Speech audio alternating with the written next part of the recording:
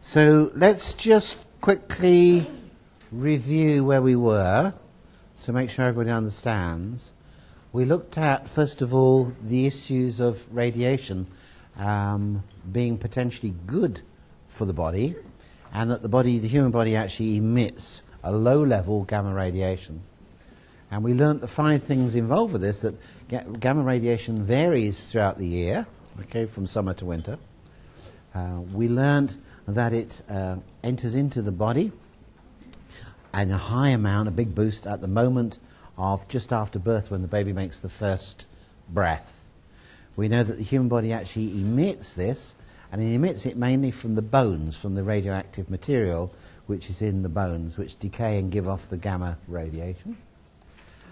We learnt that there are 5 peaks during the 24-hour period when we have high levels of radiation, which is perfectly normal. Okay? And these coincide by superimposing the acupuncture alarm points on this, that we see it at certain meridian times. When on that graph you see low levels, they're still higher than the background. Okay? So in other words, the meridian that's involved when you've got a lower level is actually still higher than the background. So there's at no point do we go down below the background. The only time we do that is when we pass away. Okay? And what they found is that the emission corresponded exactly to the decline in the bone density. So as your bone density got less after 35, what happened is the emission, the gamma radiation, got less because you were peeing out your radioactive nucleotides, in other words. So to rebuild the bones, you need a good mineral formula. And they found this very expensive stardust, but that was composed of calcium, calcium fluoride, as we saw, and silica, were the main elements that there. So by copying that and improving on that formula with the things that we know, and like pyridoxal 5-phosphate against homocysteine, if you remember, etc., selenium, we can make quite a nice formula. Okay, so we'll come back to talking about that. And we learned that the most important thing was that the baby does not have the umbilicus cut until they're breathing. And the reason for that surge in radiation of potassium 40, which was the one that they measured at that time, was a tremendous amount of energy which was needed to seal the heart over between the atrium. Otherwise, we may be left with a patent ductus, or foramen ovale as it's called, and it's thought that it could be a third or possibly more of adults actually have this and don't know. And so it is possible that people whose oxygenation is low, who always suffer with hypoxia, maybe high blood pressure, etc., may actually not be oxygenating as well as what they think, and blood is coming back from one atrium into the other. Okay? So you can imagine you actually will never really get 100% oxygenation up if you've still got a patent ductus in them. Okay, so then we sort of thought, well, this point with the umbilicus. It's a very, very important area because this is where the nutrients have gone in for the 9 months, you know, and once you have that cut, you're on your own. You know, your life is begun. And in Chinese medicine, that umbilicus remains the area where qi, or life force, goes in, which is called the shrine of God. So you should never really have it pierced or operated on or amputated or anything else. Okay? So we thought, well, let's put this into a clinical perspective. If these are peaks of energy and low, you know, these are electromagnetic, but it's quite normal at certain times to have a lower level than that. What it really means is, if you go around the 24-hour clock, as we did with Susie, where's she gone? Oh, there she is. Okay, we did that. We found 2 meridians. We had circulation sex and the lung. Okay, now the lung is to do with oxygenation, so it's no big surprise there, because the thing that showed up with her was hypoxia, wasn't it? Okay, so those two sort of go well together. But circulation sex was her primary one. And if we look on that, we'll see that circulation sex is in fact when you get a really high radiation, and the lung is a lower one down there. Okay, but these are the normal radioactive emissions at that particular time. What it means is that those 2 periods of time with her are actually lower than what they should be. So what we measured is a low energy, or qi, and if that energy is related, it's a radiation type of energy. So these two are the same thing. Okay? In other words, the qi chai is an electromagnetic, which is what they always tell you. In other words, it's the wave of energy as opposed to the particles of energy. So you're actually measuring, whereby you're measuring the meridians, you're measuring the life energy in that person at its particular channels. And with Susie, what we found is there were 2 times when it's down. So what you could say is on there, probably those 2 meridians, the energy spurt would be less. So we could give her a bit of radiation and boost her up, okay? Put her in a microwave or something. Okay. But what we found is we said, well, that was the primary one, which was circulation sex, because it tied in with the unconscious emotions linked in there. And then what we did is we used that reference, and we went then round, if you remember, the different eye positions. We did the cranium, inspiration, expiration, etc. We went through all the different eye positions. And in her case, up and down was hypoxia, and we found that that strengthened against the active form of the vitamin D, the smart D. And then we picked that pathway apart, as Wally Smith always says, which is so nice, and found cholecalciferol didn't strengthen her. Okay, she wasn't D deficient. The 25, which was the stored form, wasn't active. Okay, didn't work with her. The 125 didn't, but the 24-25 hydroxylated did. Okay, that's what she's deficient in. So how do we make her make that? We've got to activate the cytochrome P450 enzymes to get that to work. Okay? And that's where we got to with her. And then we led to this discussion that she's got hypoxic, she's short on cytochrome P450s, etc. And we gave her the vitamin D, the active form, and she needed 30 drops, didn't she? And then we went through all the eye positions again. Everything was fine until the last one, the windscreen wipers, the ATP. She failed that on. That means she's got clinker in her mitochondria. Okay, we make a laugh about this, but this is what you'll find with your patients and yourself, maybe. You've got clinker, okay? Now, that is because you've got hypoxia. And hypoxia, oxygen is the ultimate fuel. Without having oxygen, as you'll see when we shout out, you can't make ATP. And if there's a defect, a clinker, in that boiler between complex 3 and complex 4, you simply can't make the ATP. What you do is you generate single electrons, which are basically reactive oxygen species, or free radicals. So the thing starts to deteriorate very quickly. And what we found is that the best remedy for this was turmeric, because turmeric restored the activity between complex 3 and complex 4, cytochrome C. But we tested her for the 2 things that occur in hypoxia in the mitochondria, which is the development of carbon monoxide, or in severe cases, cyanide. And she showed positive to cyanide, to CN. But we said, interestingly, on the carbon monoxide, that cytochrome P450 detoxification enzyme is called cytochrome P450. Okay? And it took me 20 years to know why it was called P450. Okay? Well, it didn't. I knew that, but I didn't pay any more attention to it until I reread it again in Harper's Biochemistry, and it said, plainly, it's called that name because it's 450 nanometers that it shows up on, which is a blue-violet colour. It's more blue than violet, on gas chromatography. But only in the presence of carbon monoxide. And then the 2 things came together. And one brain was telling me during the night about carbon monoxide, and the other brain clicked into something 20 years ago of cytochrome P450. And the 2 were having a discussion. It was 2 o'clock in the morning or whatever, and knocking one sense into the other, saying, cytochrome P450, why is it called that, you know? So I thought, I can make that. It makes sense now. So I made the acetate, which is the blue one. Do you all have these now? No. No? They haven't got these yet, do you? They're coming. Okay, you'll all get these. So 450 is the cytochrome P450 in the presence of carbon monoxide. So if you weaken to that colour, it means you've got high levels of carbon monoxide. Okay? And we know, what we learned, that every colour has an opposite colour or complementary colour, and that complementary colour to the 450 will negate the weaknesses, and the weaknesses in the muscles, etc., of the problem. Okay?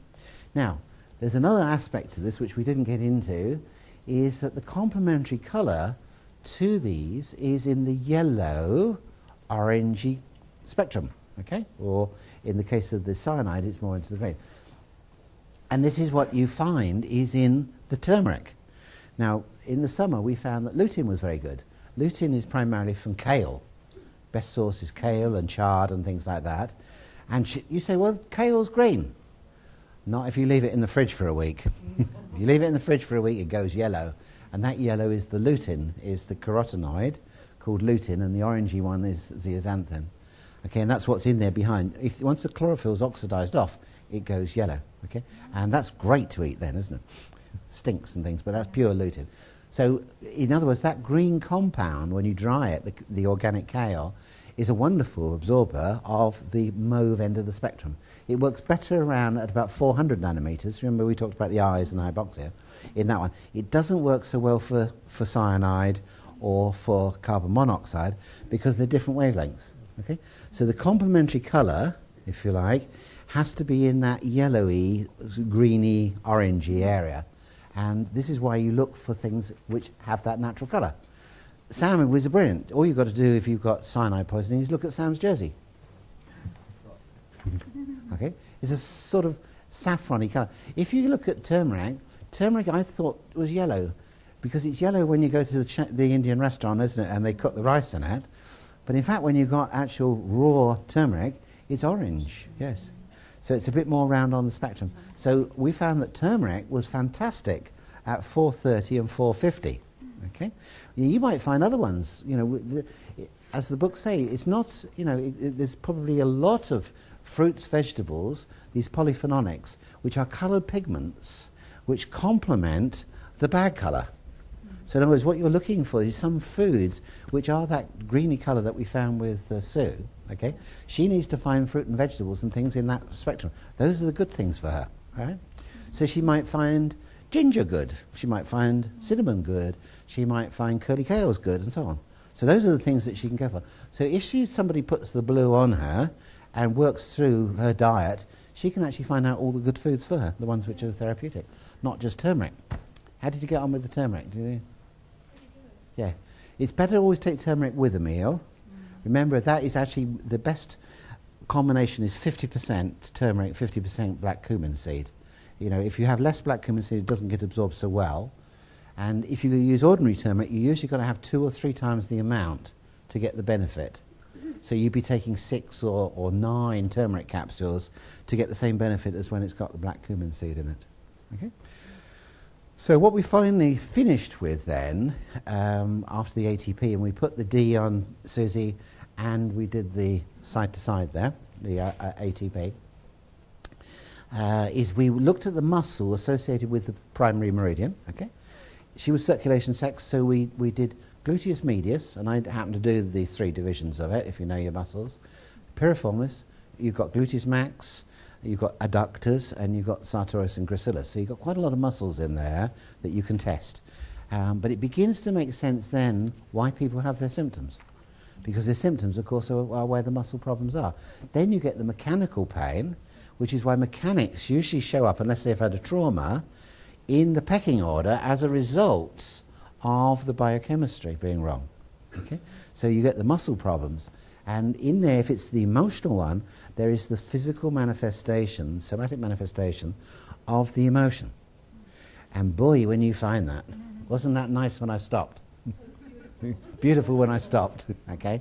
So remember what you do is you stick your thumb into the trigger point, and we'll do it again. Doesn't matter which muscle you find, sometimes it's subscapularis and fine, you'll find where all they are.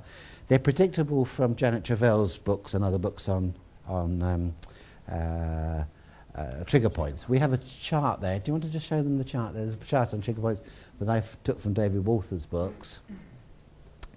So what I did is you go in. There's many ways of treating. This is not the only way.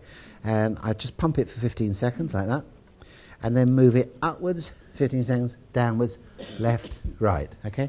And then leave it alone. And sometimes it needs doing again several times. Sometimes it never needs doing again. But don't do that until right at the end of the treatment, because all the markers disappear. Okay?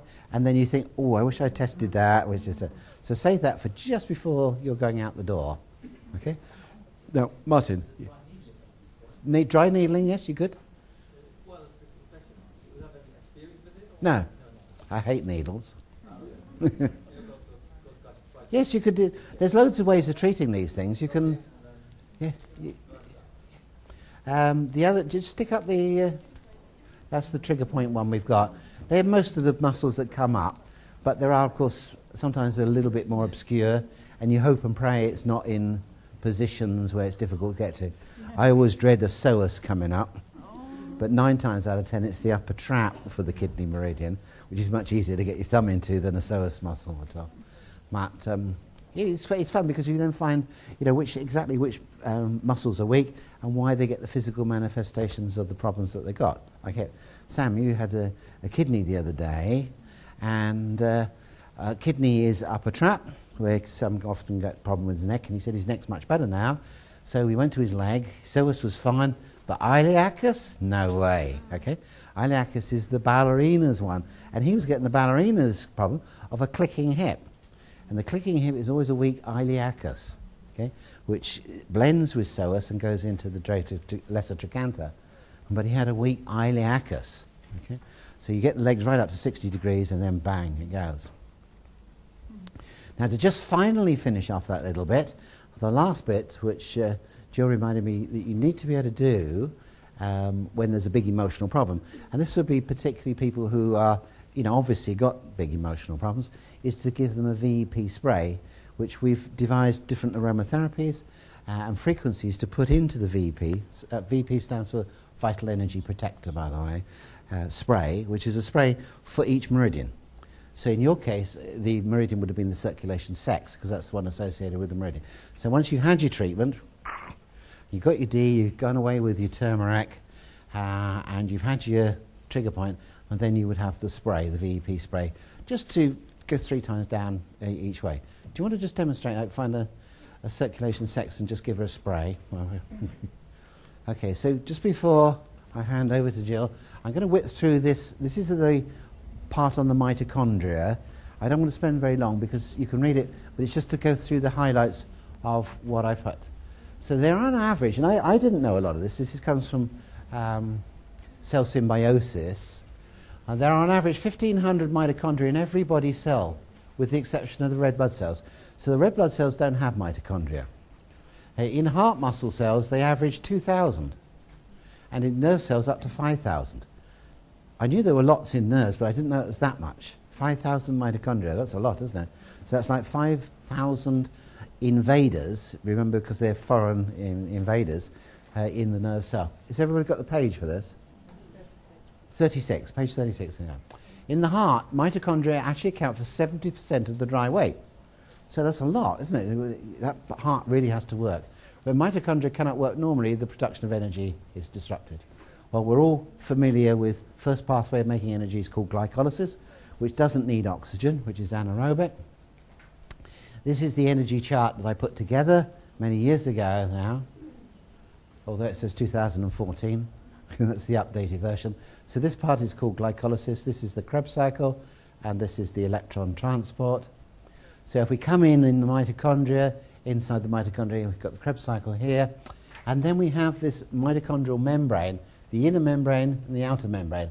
Membranes are made of oils, of phospholipids, and the phospholipid which is richest in this membrane is called cardiolipin. And cardiolipin is the one that comes from the heart. Okay, that's where it was first diagnosed, first extracted from. It's a phospholipid, and of course, because the heart has so many mitochondria, it's the richest source in the body generally of cardiolipin, and because it's got so many mitochondria. So, and the mitochondrial membrane is made principally of cardiolipin. So, if you want cardiolipin for somebody, the only real source of this is heart extract, beef heart extract. So, heart tissue would be the ideal source of cardiolipin. To rebuild the phospholipid membrane in someone with mitochondrial dysfunction. This is why they give them heart tissue, and that really helps to pick it up. So if you've got somebody who's really got like a cardiac myopathy or real chronic fatigue, don't forget to test them possibly with heart tissue. I'm not a great lover of glandular tissue extracts, but there are 2 that I think I do use, and one is the heart, smart heart, and the other one is the adrenal. We do a smart adrenal as well. Adrenal cortex, very, very important, very difficult to rebuild adrenal glands unless you use a tissue extract. You can give them all the vitamins and minerals, but if they're really knackered out and the gland is atrophied, sometimes the glandular tissue extract is the only answer.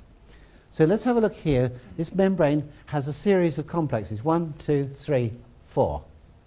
So let's have a look at those close up. Okay, so This Krebs cycle produces NADH, which is the reduced form of activated form of B3, and FADH2. And the purpose of this is to pop protons and electrons into the mitochondria membrane. So through complex 1 and complex 2 go 2 electrons and 2 protons in each one.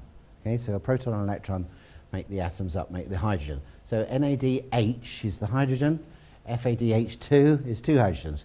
So what happens is we pump 2 hydrogens or protons in here and 2 electrons. Now these 2 electrons go from complex 1 to complex 2, where 2 more electrons go in. Okay, so now we've got 4 electrons, all right?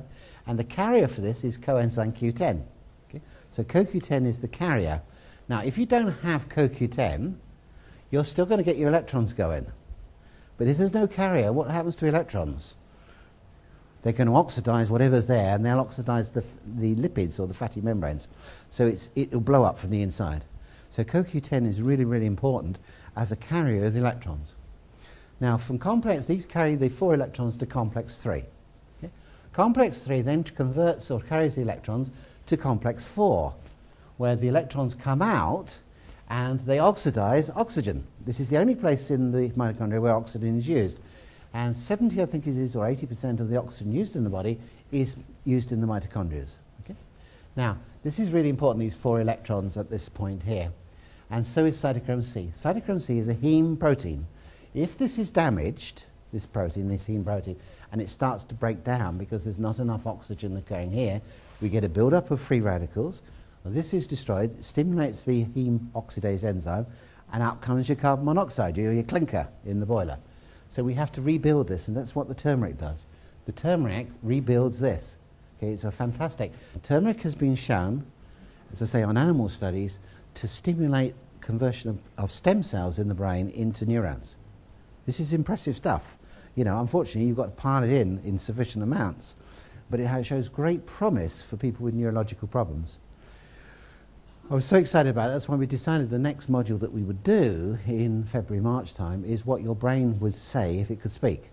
Okay? So we'll be looking at it in relationship obviously to dementia, but also to other neurological problems. So it's at this point where the turmeric actually helps to rebuild here, and it does it because remember that this area here with cyanide being produced or carbon monoxide is produced is radiating that blue-violet light. Okay, which is what you've got in your acetates there.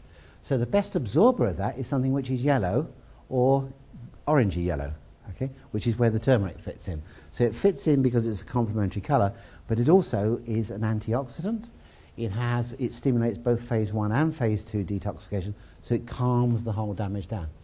Now on complex 4, the 4 electrons come out, and if they attack on the oxygen here, and you add 4 electrons, you get water and oxygen. Now the whole point of this is that we get a concentration then of protons here, which stimulates the pump of complex 5, as some people call it, which converts the ADP to ATP. But at complex 4, where the electrons come out, if 1 electron, or univalently as it's called, attaches to oxygen, if we get 1, you get oxygen with a 1 electron on the outer orbit, which is called superoxide. Okay, that's a free radical. When you add 2 electrons, you get hydrogen peroxide, which is not a free radical, but it's a reactive oxygen species. It will bleach anything that's going on. When you add 3 electrons, you get the dreaded hydroxyl radical, and when you add the 4th electron, you get water and oxygen. Okay? So obviously, we want to add 4 electrons on in one go. Okay?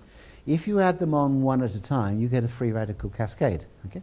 Therefore, you've got damage if you've got deficiency of CoQ10 or cytochrome C damage with clinker in there, you're going to get electrons going all over the place and coming out individually, which is going to stimulate more free radical damage. So the answer is, the mitochondria shuts itself down. It switches the switch, and you turn into glycolysis only, okay, to save the day. Okay? And that's fine. You'll feel tired, you feel whacked out, you've got chronic fatigue, etc. But you're also on a slippery path of stimulating cell division. So if you keep on going with glycolysis, you stimulate cell division as opposed to producing ATP energy. This is an interesting substance, hydrogen peroxide, because it's produced a lot when there's inflammation going on. And the enzyme that converts hydrogen peroxide down into water is called predominantly catalase enzyme. And we used to make it a catalase cream for inflammation, and we've restored that. And making that, so you might be interested, those who've used catalase cream before. I use it a lot on bruises, sprains, muscle sprains, tennis elbows, anything where people got inflammation, frozen shoulders. And it was quite surprising what the natural biggest supply content of catalase. Now, you probably won't guess this, but we used to say it was watermelon seeds, which was where the laboratories extract catalase from. But this is even more abundant than watermelon. It's actually potato. Yeah, potato. Probably not baked potato, because it's cooked and it destroys enzymes, doesn't it, the cooking process. Therefore, it has to be raw. Okay? So the juice of potato, as we said before, is 30% protein. It's very high protein. The starch, people say, oh, it's all starch and things. The starch is what you leave in the juicer machine, that white stuff. The liquid that comes off potato is almost pure protein. And lots of enzymes, but the main one is vitamin C, catalase, and different amino acid groups. Very nutritious. Potato water, okay? But not cooked potato water. Okay?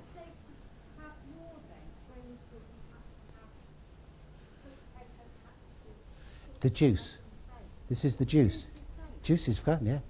Royal Lee used this many, many years ago at standard process, advocated that with a squirt of lemon juice, or just juice of lemon in there as well, and it stops it from going brown. Yep. Okay.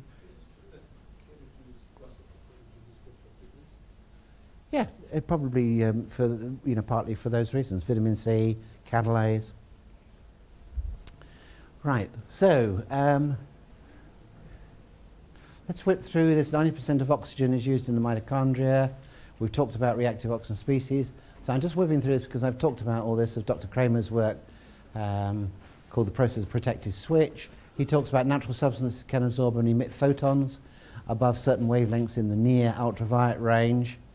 New enzymes, circular enzymes, vegetable polyphenols, which activate the oxygen-dependent mitochondria. We talked about curcumin here, or turmeric. Polyphenols cannot be synthesized in the body. They're like vitamins. You have to get them from your foods. The electron flow in complex 4, the respiratory chain to oxygen, is permanently disturbed. We've talked about that. In order to prevent this danger, the key enzyme heme oxygenase upregulates. This enzyme uses oxygen as a cofactor for the production of carbon monoxide. It has different varieties. The heme oxygenase produces biliverdin and carbon monoxide. Here we see heme to biliverdin. And there's this carbon monoxide being produced there. Carbon monoxide affects the characteristic phase shift of the absorption of visible light at 450, which is what we talked about. If that was cyanide, that would be 430. Have you all got your acetates now? No? Have they still not got them? Okay, because you can't wait to start. Can you hold questions to the? You can't wait to start using this with your patients, I can tell you. You were so excited about the whole. Ellen was so excited about what we did 2 weeks ago. She come back for another dose. But you didn't get the acetates last time, did you? I don't think. No. Okay, so that's different. So carbon monoxide activates the cytoplasm of certain regulatory proteins. Carbon monoxide affects the overstimulation of cyclical GMP, which creates cell proliferation. Carbon dioxide blocks programmed cell death, or apoptosis. Carbon dioxide is, when oxygen is deficient, even more effective cyanide gas is formed instead of carbon monoxide. In humans, it's the strongest mitochondrial respiratory poison and produces a stronger phase switching of the absorption at 430. That's Sue. Okay? So you'll always remember cyanide Sue. You can make a song of that, couldn't you? Cyanide Sue. Cyanide is an inhibitor of the enzyme cytochrome C, which is what we talked about, that bridge between complex 3 and 4. There's cyanide. What researchers in the Anderson Cancer Clinic found that the best thing was curcumin, the activity ingredients of turmeric on cancer cells and metastases. Curcumin effectively inhibited nearly all signs of tumour cells and metastases. The action of curcumin can be explained by the fact that curcumin, in the violet spectral range of the visible light, absorbs with nearly the same wavelength. as the electron transforming molecule cytochrome C that is more rapidly. Now, this is a little bit more. The cytochrome C is damaged by 415 nanometers. Now, this is, again, we're getting to finer degrees here, and I'll talk about that at a different module, I think. Broken up protective enzymes. In cancer cells, curcumin bridges the 3 to 4 photon switch. There is a broad spectrum of classes of substances responding to natural light available, and the potential is by no means exhaustive. All you've got to do is to put the acetates on. Okay? You just put the 450 or the 430 and find all the foods that negate it, and you're doing as much research as I am. So you'll be really excited, because if you weaken to cyanide or carbon monoxide, it's best to do something about it. Okay? Because you're building up clinker in your mitochondria. Use only organic turmeric. That was my mistake. That's why I couldn't get turmeric to work at all. As non-organic, contains pesticides that inhibit the mitochondrial respiratory chain, pyrethroids and carbendazim. We know when we went, coming back from Australia, we went to Bali in August, and we saw the turmeric, and it's sprayed. And if you look on the internet, it's sprayed and sprayed and sprayed. As is ginger and cinnamon, cloves. They're all toxic, okay, unless you get organic. Okay? So I implore you with your patients and yourself, never, never, never use non-organic spices. Okay? It's the same with herbs. If herbs are commercially grown, they're sprayed. Always use organic with the patients. Okay? We were talking at lunchtime. Who was it who had the juice, the bullet? Oh, you had the bullet. Okay? Everybody know what the bullet is? Sam introduced me to the bullet. So the bullet is a lovely little device that crushes down fruits, vegetables, seeds, nuts, and everything else into a drink, and it's fantastic. And I got one on Sam's recommendation, and 2 or 3 days I was feeling great. I was having 7 fruit, vegetables for breakfast. And that. By about the 3rd or 4th day, I thought, I feel a bit more tired. I don't know what it is. The book says I should be feeling invigorated, and then I had a day when I missed it. So I didn't have it. I was busy doing something, and I felt much better. And then I went back to it, and I got heavier and tired and so on. And of course I wasn't using organic. So what I was doing is taking in, the first few days my liver was saying, yeah, we can detoxify you. And then gradually it got accumulate. And this was the trouble, it was an accumulation. So I didn't weaken to kale, probably on the first day or so, but by the 3rd or 4th day I was weakening to every vegetable which wasn't organic, including the great kale, which is the saviour of mankind. Okay? Being promoted on every cookery program, isn't it, at the moment? But you think of all those people, they actually poison themselves by the more fruit and vegetables you have, unless they're organic. And especially when you add in sunflower seeds, flax seeds, linseeds they're putting in. You can put anything into this device. It's fantastic. But it's a pesticide machine, unless you use organic. So remember, you must have organic. Now, you might be able to get away with it, but, us greens, you see, we're very sensitive people. The red people are less sensitive. They can tolerate a lot of these things. But us greens were not fit for this century. We should have been born 200 years ago, before pesticides and herbicides and all the industrial revolution, really. So we do clog up, and not initially, we're pretty good. But given it over a period of time, and you don't get rid of pesticides that easy. And they're all gender benders. Okay, they affect your hormones. So don't forget that. If you start growing a beard, but it is a point, because pesticides, you think, oh, it's pesticides out in the urine. It's not as easy as that. Remember, 2/3 of people don't show any in the urine. That means every pesticide they're taking in, they're not passing out. So where are they putting it? In their fat. Okay, and where is the biggest range of fat? Is in the brain, isn't it? Okay, so use always organic turmeric, and we found that it's better if it's mixed 50-50 with black cumin seed to activate the absorption. So the piperin compound or piperin-like compounds in black cumin seed help the absorption of it. So here's a summary of it. Toxic metals, chemicals, radiation, there was the junk that goes on, create reactive oxygen species, complex 4. This inhibits complex 4, stimulates heme oxygenase enzyme, which then makes carbon monoxide or cyanide. This decreases the absorption of visible light and increases cell division, cyclical EMP, and decreases apoptosis, which is programmed cell death. So that's why we call this smart turmeric, and because it's got the cumin seed and the organic turmeric.